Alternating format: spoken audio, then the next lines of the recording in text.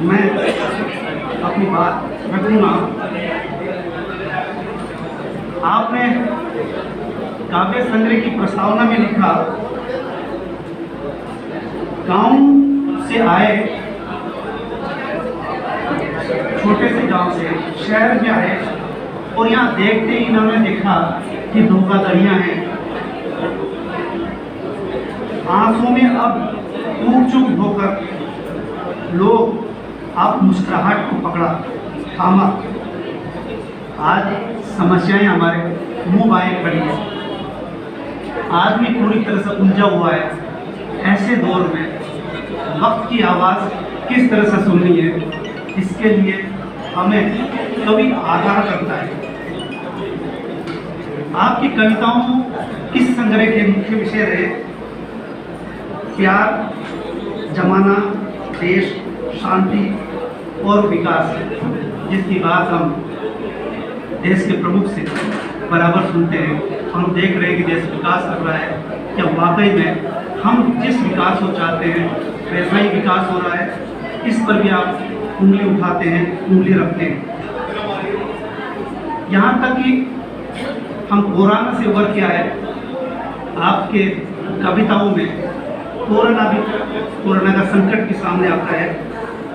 कविता संग्रह का शीर्षक जो है, ये पहली कविता है जिस पर शीर्षक आधारित है। और मैंने गिना कि कुल मिलाकर के इस कविता के 35 शब्द हैं। और उसमें भी बाद में जब आता है,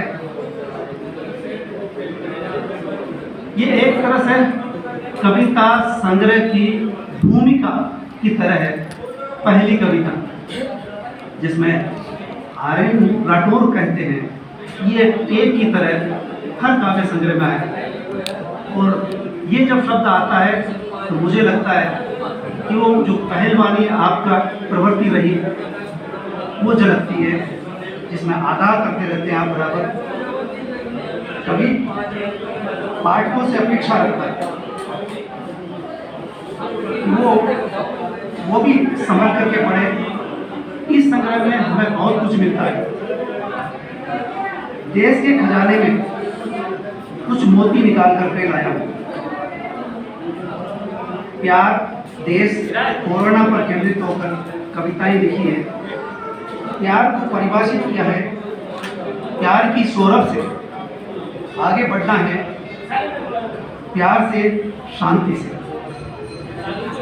आगे लिखते हैं आप, धर्म नफरत नहीं, प्यार से जीना सिखाता है। रास्ते भले ही अलग अलग हो पर मंजिल एक होती है।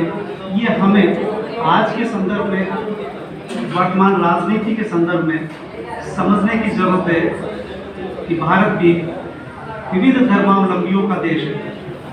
सभी भाईचारे से रहते हैं। अगर इसमें कभी कभार ऊंच नीच होती है, उसकी तरफ इशारा किया गया है कि प्यार सबसे बढ़कर के है और धर्म यही सिखाता है। शायद हम धर्म में बढ़कर नहीं समझ पाते, नहीं आ पाते और उलझ पड़ते हैं। किसी से सीखना ही हो तो प्यार करना सीखो। वो चाहे किसी भी धर्म का क्यों हो, किसी भी मजहब का क्यों हो, उससे भी हम सीख सकते हैं। वो कहते हैं, रुक क्यों गए, सब रास्ते खुल जाएंगे। प्यार ही वो मंत्र है, प्यार ही वो मंत्र है जो सारे रास्ते खोल सकता है। झगड़े सिर्फ इसी बात को लेकर के होते हैं कि हम तुम में बटे होते हैं, हम और वे। इसका भेदभाव हमें खत्म करना होगा। आपकी कविताओं में मनोवैज्ञानिक पहलू भी उभर करके आता है। तो लिखते हैं, रख हिम्मत, यही संकट पतवार बन जाएगा। अगर आपकी जिंदगी में संकट तो आने ही है, संघर्ष करना ही होगा, लेकिन वो संकट आपकी पतवार बन सकता है जिसे आप पार हो सकते हैं। और कई दार्शनिकों ने, कई विद्वानों ने, रचनाकारों ने ये बात रचनाओं में, कहानियों में, उपन्यासों में देखिए, तो आपकी ये पंक्ति एक उस ओर इशारा करती है। आपकी ये कविता है, प्यार को कितना महत्व देते हैं। प्यार प्यार प्यार, यानी 3 शब्दों में लिखा गया है। तो 3 शब्दों का भी मतलब एक ही शब्द प्यार को जीवन का सार बता दिया है।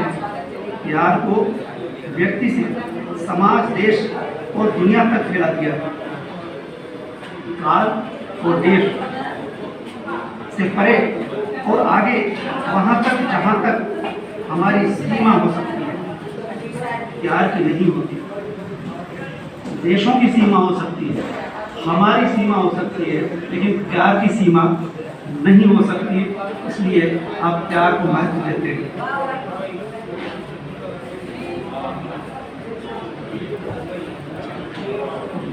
बाँट बाँट कर आंगन, नगर डगर, गांव देश विदेश, सारे संसार को प्यार प्यार प्यार। आप कहते हैं कि आप अपने शहर में, अपने नगर में, अपने मोहल्ले में प्यार को बांटें। अगर आप प्यार बांट सकें तो आप बहुत कुछ कर सकते हैं। ये कवि का बहुत मार्मिक संदेश है। इस संग्रह की अंतिम कविता भी अगर देखी जाए तो वो भी प्यार पर है। और हम देखते हैं कि इस समय हमारी नहीं, पूरे विश्व की निगाह है रूस और यूक्रेन पर। रूस ने यूक्रेन पर हमला किया। किसी भी देश पर हमला नहीं होना चाहिए। आपकी कविता में वो आवाज़ भी गूंजती है। लिखते हैं, सुनना नहीं चाहता युद्ध। ये सुंदर पंक्तियां हैं, सुकूनदायी है। प्यार भरी मनोहार हो, शांति हो चारों ओर, ना भूखा सोए कोई, ना कोई रोए। देश हो बुलंदी पर आत्मनिर्भर, प्यार ही प्यार बरसता हो चारों ओर। ये प्यार यहाँ भी लाए, युद्ध इस पंक्तियों में भी आया है। और हम पिछले 2-2.5 महीने से बराबर सुन रहे हैं, टीवी पर धमाके देख रहे हैं। हमारे लिए वो युद्ध सामान्य हो सकता है, टीवी पर कुल चलचित्र की तरह हो सकता है, लेकिन जिन लोगों के साथ बीत रही है वो कई लोग दूसरे देशों में शरण पाए हुए हैं, लाखों की तादाद में। वो बच्चे जो मारे जा रहे हैं बेवजह, जिनका कोई गुनाह नहीं। आज ही अखबार में आया है कि एक जहाज़ में लोग महीनों से रह रहे हैं, न वो दूसरे देश जा रहे हैं न अपने देश। वो समुद्र के बीचों टिके हुए हैं। आप युद्ध के बजाय प्यार को महत्व देते हैं। वो कहते हैं, सुनना नहीं चाहता मैं युद्ध के बारे में। हमें समाज से सरोकार कितना है, कवि की चिंता में है। हमें ज़माना बदलना है, हमें ज़माना बदलना है।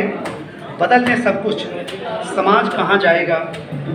देश प्रमुखता से कवि की चिंता में रहा है, इसलिए देश पर कई कविताएं लिखी गई है। देश का सम्मान बढ़ता रहे, देश का नाम बढ़ने दो। देश हमारा, हम देश के। हमें ज़माना बदलना है। कविता को देखिए, ज़माना बदल रहा है, बदलना ही होगा। ज़माने को ना गोली चले ना लाठी उठे। बिखरना कांटे गंदगी हर कहीं, बिखेरना कांटे गंदगी हर कहीं। फूल ही बिखेर दो, कहीं गंदगी दिखाई न दे। आप फूल ही बिखेर दो, समाज कहाँ जाएगा। बेहतरीन है, समसामयिक है ये कविता, जहाँ अंधविश्वास के पन्नों में जीता समाज आधुनिकता का आवरण ओढ़े। पगडंडियों से सड़कों तक, कुरीतियों से भरा सादगी को छोड़ विकास के नाम पर ठगे। आपने लिखा, हम सुनते हैं अक्सर विकास होना चाहिए। हम देख रहे हैं बूंदी में विकास, सड़कों का विकास। सड़कें उधड़ी पड़ी है, कहीं ज़िले में देखिए, गांव में देखिए। यह विकास विकास के नाम पर हम कितने दुरुस्तीकरण की तरफ चल रहे हैं, पर्यावरण कितना बिगड़ रहा है, इस ओर भी हमारा ध्यान जाना चाहिए। विकास कहीं विनाश न बन जाए। आगे लिखते हैं, जो आज की विडंबना है, समाज को कभी राम ने पछाड़ा, समाज को कभी राम ने पछाड़ा, कभी अल्लाह ने। आप गौर करेंगे, इन दो शब्दों से हम अक्सर रूबरू होते हैं। दो तलवारों बीच काटता जिंदगी, कहे राठौड़ कहाँ जाएगा समाज पता नहीं। ये पंक्तियाँ भले सीधे सपाट शब्दों में कही गई है, लेकिन बहुत मायने रखती है कि समाज कहाँ जाएगा। हमें ठहर कर सोचने की ज़रूरत है, क्या हम सही दिशा की ओर बढ़ रहे हैं। हम जब विकास की बात करते हैं तो पर्यावरण को कितनी चोट पहुंचती है। आपने देखा 4 लेन चारों तरफ बन गए। जब ये हाईवे थे तब सब तरफ चारों तरफ पेड़ थे, 4 लेन बन गए, आज तक एक पेड़ नज़र नहीं आया उस 4 लेन पर। 4 लेन बनाने वाले को ताकीद किया गया, सुप्रीम कोर्ट ने भी कहा, बार बार हर साल याद किया जाता है, वो नहीं सुनता। पेड़ नहीं लगाए जा सकते, इसका मतलब ये विकास नहीं, विनाश की ओर है। अगर पेड़ कटेगा तो आदमी भी मरेगा। पेड़ जितने ज़्यादा लगेंगे हम बच सकते हैं, पेड़ कटते रहेंगे पर्यावरण बिगड़ता रहेगा और इस तरह से हम विनाश की ओर बढ़ सकते हैं। इसलिए विकास की तरफ जब हम इशारा करते हैं तो ध्यान रहे कि पर्यावरण को चोट पहुंचती है। कहे राठौड़ कहाँ जाएगा समाज पता नहीं। ये सवाल नहीं, हम सब के लिए एक चिंता का विषय है। हर लेखक, कवि और बुद्धिजीवियों ये मुँह बाएँ खड़ा है। देश हमारा है, हम देश के, तिरंगे को आँच ना आए। इस कविता को देखिए, कब तक ढोओगे रुंड मुंडों को, कब तक उठाओगे लाशों को, कब तक ढोओगे रुंड मुंडों को। हत्या को अंजाम देने से, तोड़ फोड़ आगजनी से सबको अपनी अपनी पड़ी है, सबको अपनी अपनी पड़ी है। हर कोई दूसरे की सिगड़ी पर अपनी रोटी सेकने को तैयार क्या पड़ी है। किसी को देश की हत्या, आगजनी, लूटपाट, ये कैसा उन्माद रोकना होगा। ये सब कहे राठौड़ यहाँ एक हथौड़ा मारते हैं उन पर जो ऐसा करते हैं। सोचना होगा, और ये जब कहे राठौड़ कहते हैं तो यहाँ पहलवानी अंदाज है, यानी इस तरह से नहीं तो मेरा मुद्दर बगल में खड़ा है। ये ध्यान रहे, उठ जगह अलाव घर घर रोकना होगा ऐसे उन्माद को, देश तोड़ने वालों को। सावधान भारतवासी, तिरंगे को आँच न आने। आदि कविताएं देश पर आधारित है। आपकी कविताओं में राजनीति और देश पर एक साथ चिंतातुर बराबर रहे। आपकी कविताओं व्यंग और कटाक्ष है। कवि का दायित्व कि चुप नहीं रहना है, किसी भी कवि को अलग जगाना है। ये शब्द आपकी कविता में आया है, अलग जगाना है, यानी लोगों को जागृत करना, सोए हुओं को जगाना। ये संग्रह, मैं वही बात कहूँगा कि संग्रह आने में थोड़ी देर हुई और साथ में जल्दबाजी भी, देर भी हुई। वो जल्दबाजी इसलिए कि जब मैं कविताएं पढ़ रहा था उनके शब्द, वाक्य विन्यास, उसमें प्रूफ करने की ज़रूरत थी।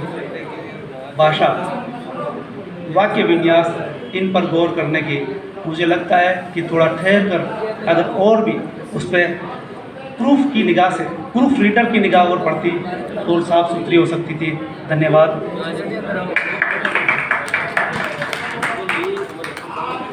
ये थे श्रीमान रमेश चंद्र जी मीणा, जिन्होंने वक्त की आवाज़ जो चौथी पुस्तक है उस पर प्रकाश डाला। अपने उद्बोधन के शुरुआत में उन्होंने कहा भी सही कि कोई तो 1-2 धमाके करता है, इन्होंने डायरेक्ट 4 धमाके किए।